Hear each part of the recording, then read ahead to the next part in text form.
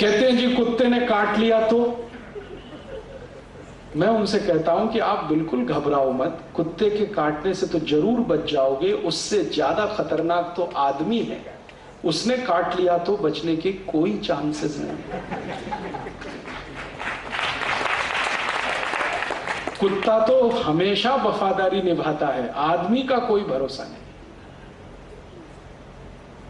और आपको अब मैं एक बहुत सीरियस बात बताने जा रहा हूं कि कुत्तों की क्या जरूरत है इस देश को, हमको। थोड़े दिन पहले सुनामी आया था, आपने सुना? और सुनामी आया तो मैं और मेरे कुछ दोस्त सहयोगी मिलकर सेवा कार्य करने के लिए अंडमान निकोबार गए थे। लगभग 1 महीने हमने वहां सेवा कार्य किया था। क्या सेवा कार्य किया था? वहां के लोग जो भयंकर सुनामी से पीड़ित थे, उनको स्ट्रेस बहुत था, मेंटल स्ट्रेस, और अक्सर ऐसे बड़े दुर्घटनाओं में स्ट्रेस होता है, और उसकी दवा सबसे अच्छी होम्योपैथी में है। मैं थोड़ा होम्योपैथी जानता हूं, तो मेरे होम्योपैथी डॉक्टर दोस्तों को लेके 1 महीने हमने वहां सेवा कार्य किया था। लगभग 3,500 मरीजों को होम्योपैथी की दवाएं देकर मेंटल स्ट्रेस से बाहर लाया था। तो उस समय मैं जितने भी गांव में गया अंडमान निकोबार के, हर गांव में मैं एक प्रश्न पूछता था लोगों से, कितने लोग मरे?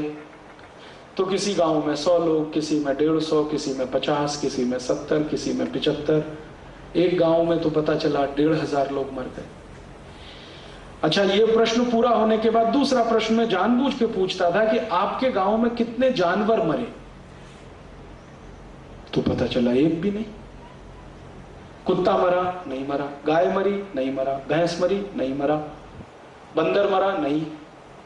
कौन जानवर मरा? एक भी नहीं। अच्छा, पक्षी कितने मरे? एक भी नहीं।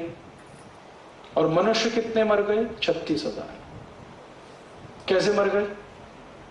तो इसका उत्तर मुझे गांव के एक सरपंच ने दिया। आपको मालूम नहीं, मनुष्य मूर्ख होता है। तो मैंने कहा इसका कहने का मतलब क्या है आपका? उन्होंने कहा मनुष्य महामूर्ख होता है, जानवरों को मनुष्य से ज्यादा अकल होती है। मैंने पूछा बता दीजिए, मुझे सिद्ध कर दीजिए। उन्होंने कहा मैं बताता हूं। वो सरपंच मुझे मिला अंडमान निकोबार के एक गांव में, उस गांव का नाम है बंबू फ्लैट। अंडमान निकोबार की जो राजधानी है, वहां से 60 मील नॉटिकल मील समुद्र में अंदर एक टापू है, टापू पर ये गांव। तो सरपंच ने कहा कि देखो मैं आपको बताता हूं, जब सुनामी आया उससे 2 दिन पहले मेरे कुत्ते को मालूम था कि सुनामी आ रहा है। जब सुनामी आया उससे 2 दिन पहले मेरी गाय को मालूम था सुनामी आ रहा है। जब सुनामी आया तो मेरी भैंस को मालूम था कि सुनामी आ रहा है। जब सुनामी आया तो मेरे घर के चूहों को, ऊंदर को मालूम था कि सुनामी आ रहा है। जब सुनामी आया तो बिल्ली को मालूम था कि सुनामी आ रहा है। जब सुनामी आया तो कीड़ी, चींटी, आंट्स को मालूम था कि सुनामी आ रहा है। लेकिन हम मूर्खों में से किसी को नहीं मालूम था कि सुनामी आ रहा है। का आपको मालूम है भारत सरकार ने अंतरिक्ष में कितने सैटेलाइट छोड़े हैं? उनकी संख्या धीरे धीरे अभी 56 हो गई है। हजारों करोड़ रुपए इन सैटेलाइट पे हर साल खर्च होता है, और उसमें से कुछ सैटेलाइट सिर्फ इस बात के लिए है कि वो समुद्र में होने वाली हर गतिविधि को ध्यान में रखें। तो सारे सैटेलाइट फेल हो गए, हजारों करोड़ रुपए वाले बता नहीं सके कि सुनामी आ रहा है।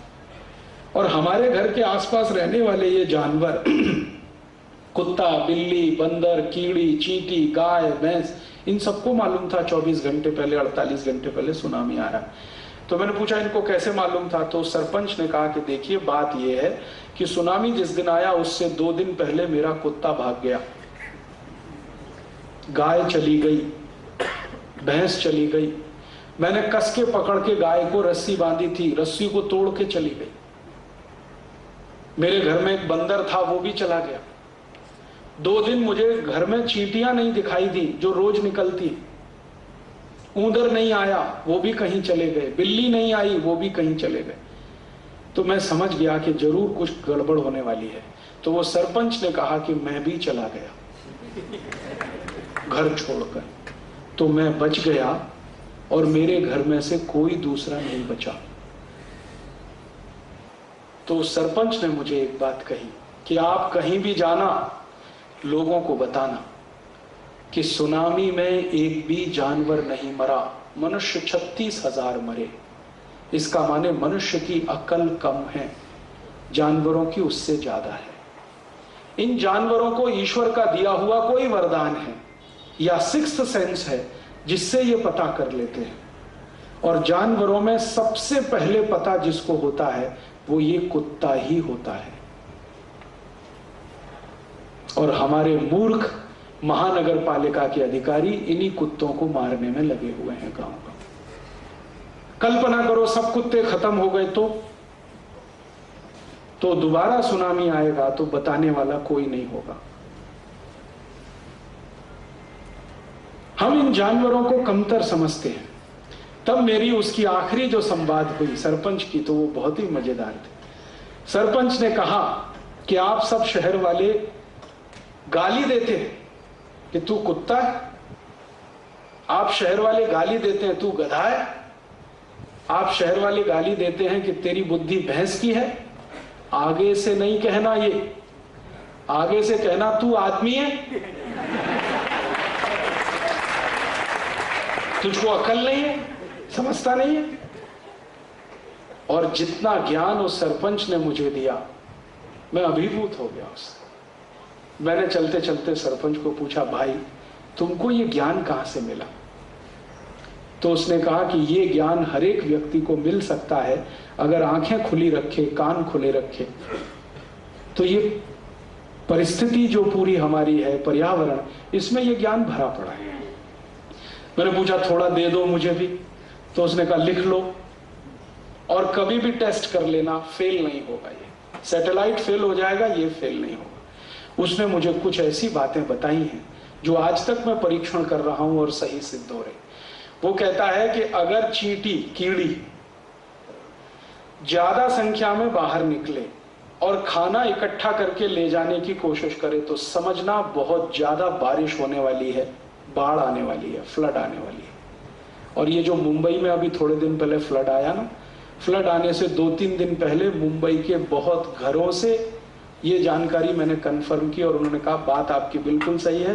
2-3 दिन पहले ढेर सारी चींटियां निकली थी और सब खाना ले ले जाके इकट्ठा कर रही थी। चींटी का स्वभाव है कि वो कभी भी इकट्ठा नहीं करती कुछ भी, लेकिन इकट्ठा वो जब करती है तो समझना कोई बहुत बड़ी आपत्ति आने वाली है।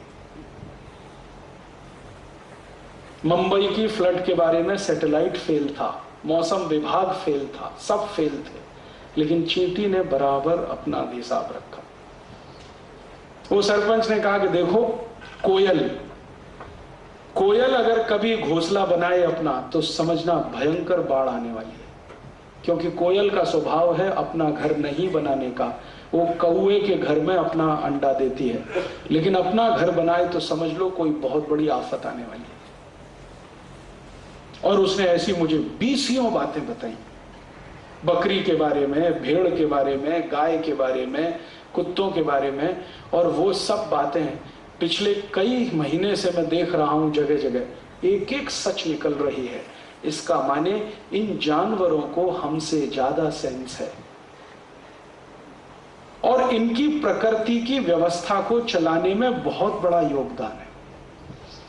और हम हिंदुस्तानियों में सबसे पहले अगर किसी एक व्यक्ति को यह बात समझ में आई थी तो वो थे भगवान महावीर। उनको यह समझ में आ गया था। क्यों? 14 वर्ष की तपस्या उनकी जंगल में हुई थी और जंगल में इन्हीं जानवरों के साथ रहे थे, तो देख लिया उनका स्वभाव, समझ लिया उनका ज्ञान कितनी ऊंची है, उनके ज्ञान को परखने की शक्ति, ये सब समझ लिया। तो अहिंसा का दर्शन दे दिया कि देखो भाई, किसी जीव को मत मारो, क्योंकि तुम्हारे जिंदा रहने के लिए ये जीव का जिंदा रहना जरूरी है।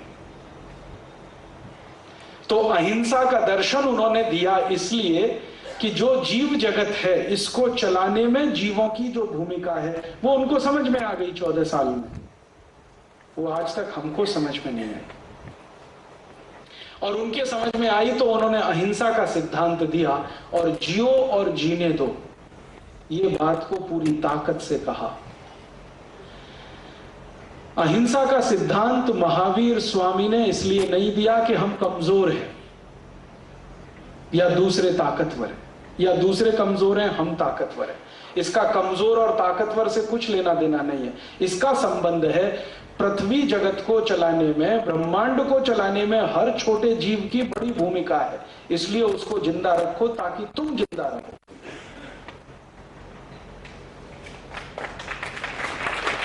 और ये बात महावीर स्वामी के बाद अगर किसी को समझ में आई तो वो गौतम बुद्ध थे,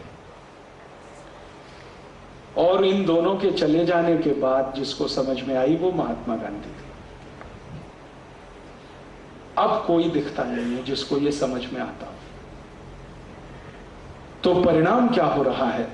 बड़े पैमाने पर जानवरों का कत्ल हो रहा है, गाय का, भैंस का, बकरी का, बकरे का, कुत्तों का। गाय का आंकड़ा मैंने बताया 2.5 करोड़ तो प्रतिवर्ष गाय का कत्ल होता है। भैंस का 1.25 करोड़ प्रतिवर्ष कत्ल होता है। डूकर, सुअरों का 2.5 से 3 करोड़ का कत्ल प्रतिवर्ष का है। बकरे, बकरियां, छोटे जानवरों की संख्या करोड़ों में है, गिनी नहीं जा सकती है। तो भारत एक ऐसा देश बन गया है जहां कत्ल ही कत्ल होता है।